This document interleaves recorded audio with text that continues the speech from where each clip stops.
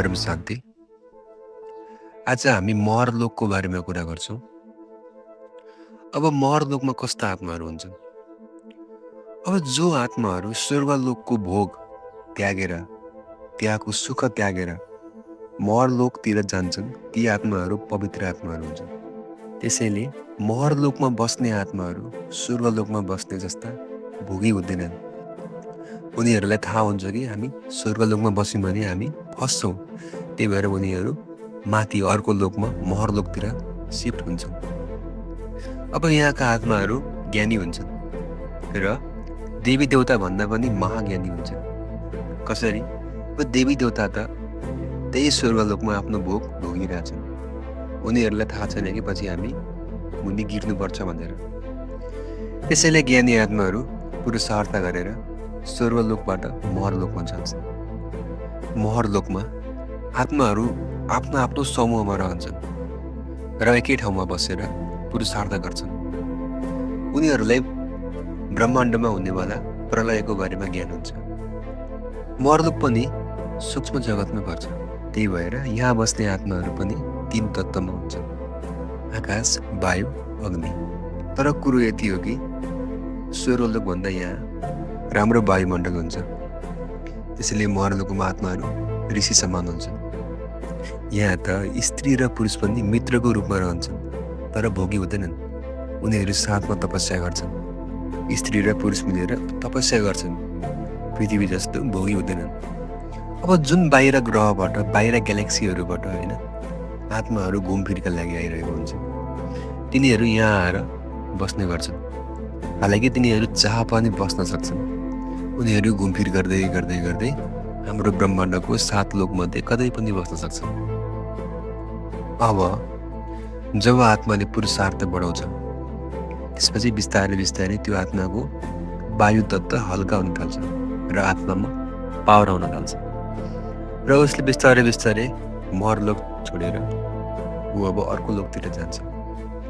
जनलोक। जनलोक मतलब जहाँ बेसी जनताहरू छन्। जन मतलब मान्छे। यहाँ आत्माहरूको सङ्ख्या बेसी हुन्छ।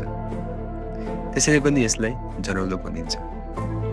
अब यहाँ चाहिँ गृहस्थ किसिमको जीवन हुन्छ। अब गृहस्थ मतलब आत्माहरू पृथ्वीमा जसरी पति पत्नी भएर बस्छन्, त्यसै गरी यहाँ गृहस्थ जस्तै जीवन बिताउँछन्। तर यहाँ फरक यति हो कि उनीहरू भोगी हुँदैनन् र उनीहरू पुरुषार्थ गरिरहेका हुन्छन्।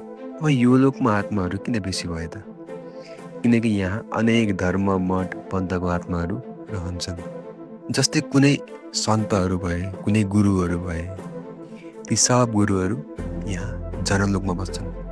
लोकहरूमा पनि आफ्नै लेयरहरू हुन्छ। जस्तै एउटा लेयरमा कुनै आत्माहरू बस्छन्, अर्को लेयरमा कुनै अर्को धर्मको मान्छेहरू होलान् होइन। जसरी हामी स्थूल जगतमा मन्दिर, चर्च, आश्रमहरू देख्छौँ नि, त्यसै गरी जनलोकमा मन्दिर, चर्चहरू हुन्छन्। त्यसैले हामी के भन्छौँ? जे सूक्ष्ममा छ त्यही स्थूलमा छ। जस्तै कहिलेकाहीँ धरतीमा अज्ञान धेरै बढियो अरे। अब त्यो समयमा अवतार कसको हुन्छ? अब हामी भन्छौँ अवतार देवताको अथवा भगवानको मात्र हुन्छ भन्छौँ। तर यहाँ के हुन्छ भन्दाखेरि जनलोकमा भएका सन्तहरू, दिव्य आत्माहरूले आफ्नो अवतार लिन्छन् र आफूसँग ग्रुपमा आत्माहरू लिएर आउँछन् र उनीहरूले जसरी जनलोकमा उनीहरूको मन्दिर, आश्रमहरू थियो नि, त्यसै गरी धरतीमा गएर आफ्नो आश्रमहरू बनाउँछन् र मनुष्यलाई ज्ञान दिने प्रयास गर्छन्। भनेपछि अवतार भनेको भगवानको मात्र हुँदैन। ती महान आत्माहरू जो माथि जनलोकमा बसिरहेका छन्, सबैले आफ्नो आफ्नो अवतार लिने गर्छन्। चाहे त्यो अनेक धर्मको आत्माहरू होस्, कुनै क्रिस्चियनको होला, कुनै मुस्लिमको होला, कुनै हिन्दूको होला। त्यसैले जनलोकमा पनि पृथ्वीमा जस्तै गाउँ, सहर, घर, पहाड, नदी आदिहरू छन्।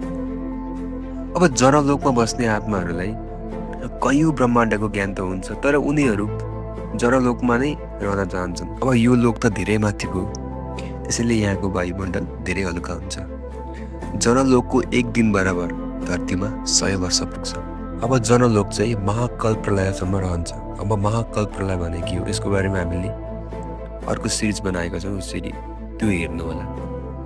र जनलोकमा बस्ने आत्माहरू उनीहरूलाई भएको ज्ञान अनुसार उनीहरू देवी देवताहरूको आराधना गर्छन्, उपासना गर्छन्, जस्तै विष्णु, शिव, शक्ति आदि। यहाँ धेरैजसो आत्माहरू शक्तिको उपासना गर्छन्। जुन हामी स्थूल दुनियाँमा देख्छौँ नि, अनेक धर्महरू छन्, अनेक पटहरू छन्। जस्तै कुनै धर्मगुरुलाई हामी देख्छौँ भने बिहाइन्ड द सिनमा के भइरहेको हुन्छ भन्दाखेरि उनीहरूलाई सूक्ष्म जगतका आत्माहरूले सहयोग गरिरहेको हुन्छन्, जसको लक्ष्य चाहिँ धरतीमा गएर आफ्नो धर्म स्थापना गर्न होस् या जनकल्याणको लागि कर्म गर्न होस्। जनलोकको विस्तार कति छ त? करिब 2 करोड योजन।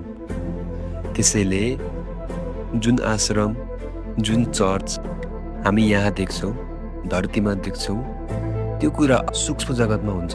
मन्दिरहरू अनेक अनेक टन्ने टन्ने मन्दिरहरू सूक्ष्म जगतमा छ। हामीले भर्खर कुरा गरौँ जनलोकको बारेमा।